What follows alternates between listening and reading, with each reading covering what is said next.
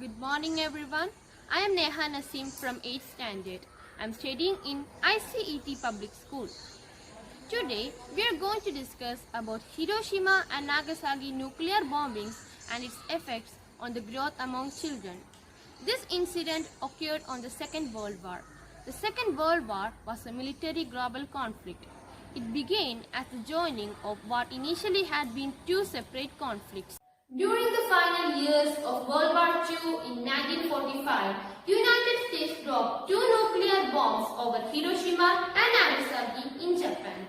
On August 6, Hiroshima, then following on August 9, Nagasaki was bombed too.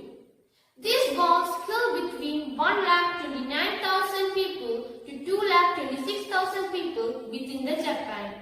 There have been studies to fully understand the full impact of the radiation and its biological effects. Children were most affected because they were not fully developed beings during the occurrence of the bombings. This also applies to those individuals in the utero.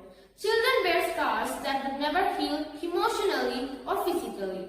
It is because of the horrors of the radiation and would later impact into their growth and development into adulthood.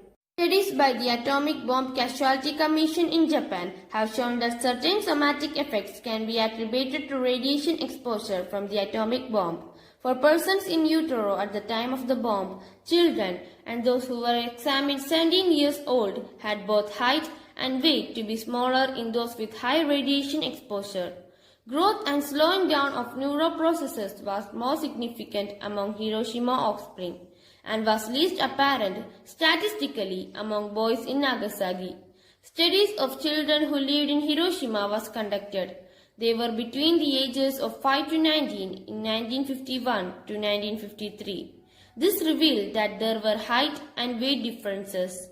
There are factors such as medical care, food, and shelter that could impact growth post-Japan bombings. There is no reason to believe that heavily eradicated children who survived and migrated were more deprived than those who received more radiation. Although there is substantial evidence of the effects of radiation on growth and development in humans and animals.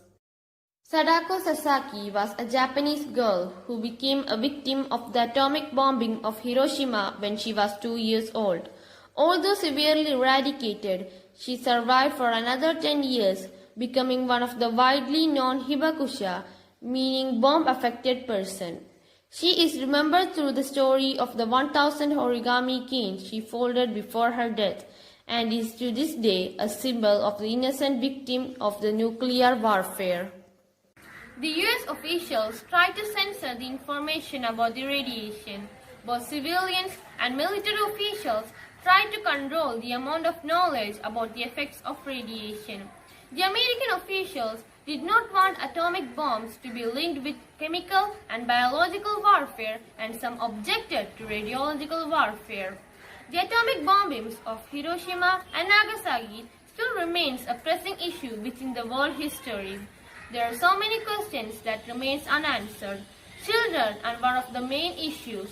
The interesting topics about children and war does not look good for the Japanese officials, and it is more of a smudge to the Japanese history. Let's hope another tragedy like this would never happen ever again. Thank you.